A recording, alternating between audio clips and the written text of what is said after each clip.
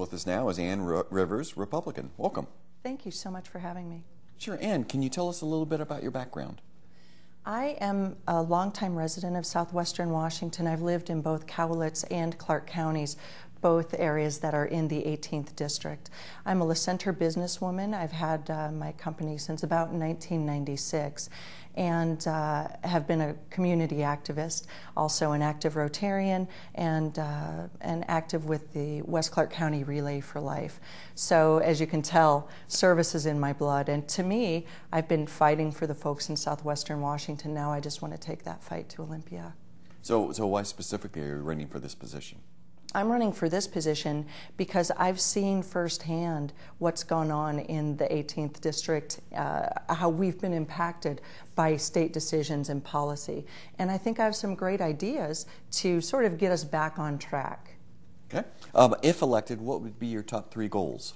My top 3 goals are to first off address the high unemployment rate. It's just frightening that we have so many of our friends and neighbors out of work. The second thing that I really want to work on is including our state auditor in the budgeting process. He said that he could shave 10% right off the top without the people of our state feeling any cut in service. So to me, $3.2 billion in savings is a little bit too much to pass up. I think we need to get him involved in the budgeting process. Finally, I think that we need to have greater transparency. This past legislative session, more than any other, we had so much closed door activity, and the people were really excluded from the process. We need to stem that tide. Another thing that I'd really like to do is have the state's checkbook register put online with a search engine so that we can have a look and see where our elected officials are spending our money. I know that at my house, the travel budget has dipped significantly in these tough times. It'd be interesting to know if those folks representing us in Olympia have made the same kind of sacrifices with our dollars that we have. Let's talk about your top goal, job creation. What will you do if elected to spur job creation in this region? Well, I think what we really have to do is take it back to the most basic element, and that is look at the businesses who provide jobs. We have created such a regulatory constraint and a tax burden on our businesses that they can't afford to bring new people on to work, let alone expand. Times are tight as it is. I think now is the time for us really to assess what we're asking of business. I would propose a blue ribbon commission comprised, a bipartisan commission comprised of economists and representatives of small, mid, and large business to really look at all the regulations and to make recommendations to the legislature about the ones that are just over the top, the ones that take too much time to implement and really don't serve the public well. The Columbia River crossing with the potential for tolls and light rail is a hot topic. Do you support the locally preferred alternative of a replacement bridge with light rail? Why or why not? I have to tell you that who knows what the locally preferred alternative is, because it seems to change from day to day. I do not support replacing 6 lanes with 6 lanes, because that does nothing to increase our freight mobility, and it also does nothing to relieve our congestion. In terms of light rail, I prefer a different mass transit system, one that is responsive to the changing demographics of our area. I think that bus rapid transit would be something that I would be much more in favor of, so that as areas grow, we can serve those areas. I've been, since I was a political affairs director at the Building Industry Association of Southwestern Washington, I've been on the record as looking at light rail not the best use of the resources that we have to move the people that we need to move. So if elected, how will you specifically impact this project? Well, I think that we need to bring it back down. It feels like we've been in this process for a very long time, and the process has curved and bent around and to the point where many people don't even know where we are in the process. So from my point of view, I think bringing it back to basics and really looking at the finances of the entire thing.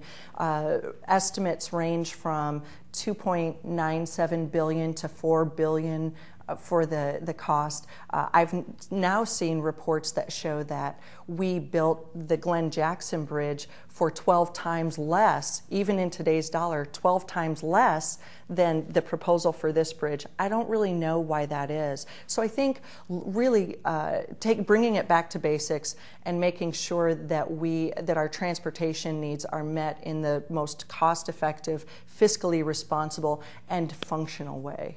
Okay. The impacts of the Great Recession have made huge dents in the state revenue.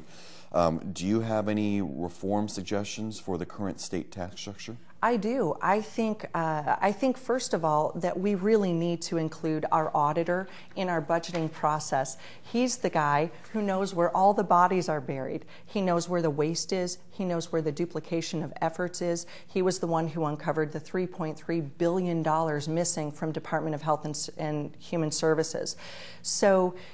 And yet he's not included in the budgeting process. We need to change that. We need to look at his recommendations, we need to implement his recommendations, and we need to give him an active role in the budgeting process so that he can keep us guided. Commissioner Mark Bolt just shared with me that when he was in the legislature in 1994, after the statehood, 105 years, the state budget was $15 billion. After 105 years. Now we're in a situation where the state budget is $34 billion, a scant 15 years later. So we really need to look at that. We need to look at where our spending is. And the fact of the matter is, we don't need to increase taxes. We need to decrease spending, and there's plenty of room, especially when we look at this last legislative session where they had some $800 million in brand new spending. I'm not sure that in a deep recession like we have, that's the best course of action. Okay. Do you have any recommendations for improving the public education system? I think that we currently spend 59 cents of every dollar in the classroom. That's according to the American Legislative Exchange Council. We spend 59 cents in the classroom. I'd like to see it be greater. I think that we need to look at ways to, just as the auditor says about looking at that mid-management, I think we need to look at mid-management in our educational system as well so we can get more dollars into the classroom.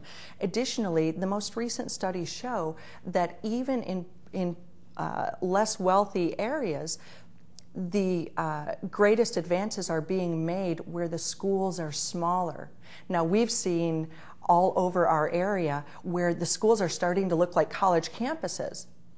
Students lose their identity. They become a number, a face in the crowd. Even though our class sizes are fairly reasonable, there's less accountability.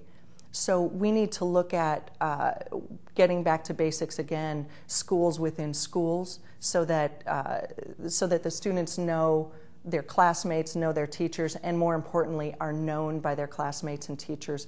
We've got to decrease our school sizes down the road in new construction, but for right now, in breaking our schools into smaller, more manageable bites that students really feel engaged in.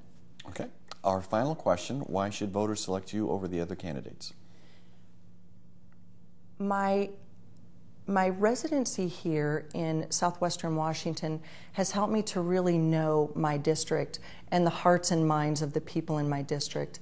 I have the vision to pull us out of this mess. I have great ideas, and I have the experience and the education that sets me apart from my opponents.